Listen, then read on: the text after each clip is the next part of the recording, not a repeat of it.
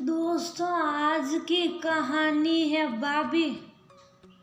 अभी आप मायके हो आइए। दोस्तों, कहानी शुरू करने से पहले अगर आपने चैनल को सब्सक्राइब नहीं किया हो तो कर लीजिए ताकि आपके पास पहुंच सके हर नया वीडियो। सुबह रसोई का सारा काम निपटा कर खाली हुई तो थोड़ी देर आराम करने के लिए अपने कमरे में आ गई। सुबह की शादी बीते अप्रैल माह में हुई थी और उसी की हम उम्र उसकी ननद मीरा की भी शादी मई माह में हुई थी। मीरा के साथ उसका व्यवहार बिल्कुल छोटी बहन जैसा था।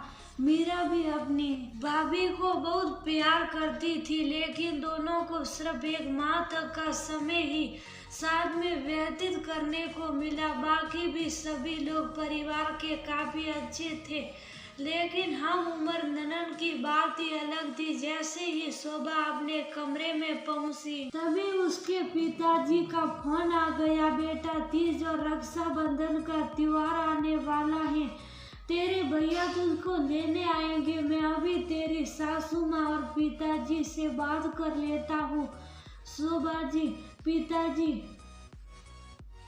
पिताजी कहकर फोन रख दिया। शोभा लेटते ही अतीत में पहुंच गई। शादी से पहले तीज और रक्षाबंधन का त्योहार अनेक खुशियां लेकर आता था। भैया से तरह तरह की फरमाइश करती कि अब किसे मुझे ये उपहार लेना है, लेकिन भैया उसको चिढ़ाते हुए कहते मैं तो कुछ भी नहीं लाऊंगा।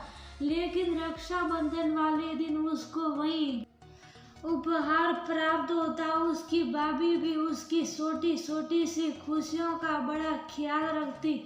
यही सब सोचते सोचते उसका मन पुलकित होने लगा। और अब तो भैया लेने आने वाले ननन की शादी के कारण मायके में सिर्फ पग फेरा के लिए ही गई थी। उसके बाद भी किसी न किसी कारणवश मायके नहीं जा पाई।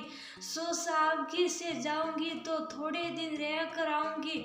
यही सब सोचते सोचते उसके नींद आ गई। अचानक पिताजी की आवाज सुनाई पड़ी, शोभा बेटा, चाय का समय हो गया है। हड़बड़ा कर उठी, देखा 5 बज गए। अरे, अब तो सोमेश के आने का समय भी हो गया। जल्दी जल्दी चाय बनाने लगी। तब तक सोमेश भी आ गए। सभी लोग बैठकर साथ में चाय पी रहे थे। तभी सासू माँ बोली, सोमेश बेटा, आज शोभा के पिताजी का फोन आया था, शोभा को बुलाने के लिए कह रहे थे। मैंने मना कर दिया। सोमेश, क्यों माँ? सासू माँ, अरे तेरी बहन का भी पहला तीज और रक्षाबंधन त्योहार है और वो भी तो आने वाली है। सोमेश बोला, लेकिन माँ, शोभा का भी तो पहला तीज और रक्षाबंधन का त्योहार है। माँ बोली, अरे वो मायके बाद में चली जाएगी, मीरा भाभी के साथ रहेगी तो उसे भी अच्छा लगेगा। सोमेश चुप हो गया और शोभा भी मन महसूस कर रह गई, क्योंकि संस्कारों के कारण कुछ भी बड़ों के से बोलना उचित नहीं समझा। और फिर ये सोचकर खुश हो गई कि मीरा दीदी आएगी तो घर में रौनक हो जाएगी। थोड़े दिनों बाद ही मीरा मायके आ गई। चारों तरफ चहल पहल का माहौल हो गया। मीरा दिन भर भाभी से अपने दिल की बातें करती रहती।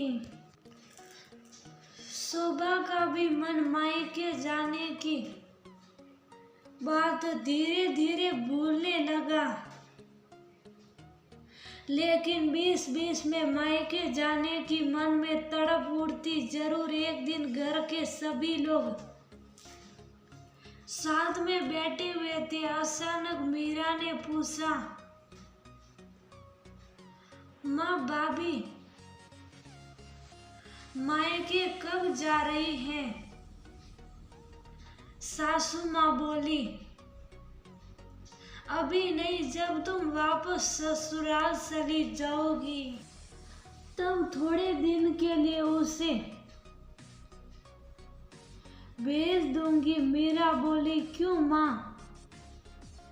भाभी का भी तो पहला तीज और रक्षाबंधन का त्योहार है, उनके लिए आपने सोचा जैसे आप लोग मेरा बेसब्री से इंतजार कर रहे थे,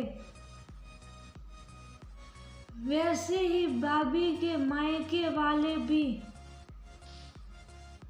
अपनी बेटी का उतनी ही बेसब्री से इंतजार कर रहे होंगे। भाभी भी तो मेरी तरह किसी की बेटी है। इतना सुनते ही शायद माँ को अपनी गलती का एहसास हुआ। पिताजी से बोली कि शोभा के पापा को फोन कर दो कि शोभा के भैया को भेजकर शोभा को बुलवा ले। शोभा की सासू माँ अपनी बेटी मीरा से बोली, बेटा तूने मेरी आंखें खोल दी, शायद मैं गलत थी। इतना सुनते ही शोभा की आंखों से आंसू बहने लगे और अपनी ननद मीरा के गले लगकर बोली, दीदी मैं आपका एहसान कभी नहीं भूलूंगी। मीरा बोली, भाभी जैसे मेरे अरमान वैसे ही आपके अरमान। यदि मेरे सास ससुर मुझको न आने देते तो मुझको कैसा लगता? ऐसा एहसास मुझको आपके लिए बोलने के लिए मजबूर कर गया। मीरा बोली, भाभी अभी आप मायके हो आइए, फिर अगली बार जब हम आएंगे तब साथ साथ इकट्ठे खूब दिनों तक रहेंगे और खूब मस्ती करेंगे। शोभा भगवान को बहुत बहुत धन्यवाद दे रही थी कि भगवान ने उसको बहन से भी प्यारी ननद दी, जो भाभी के अरमानों को समझ सकी और वह खुशी खुशी अपने मायके जाने की तैयारी करने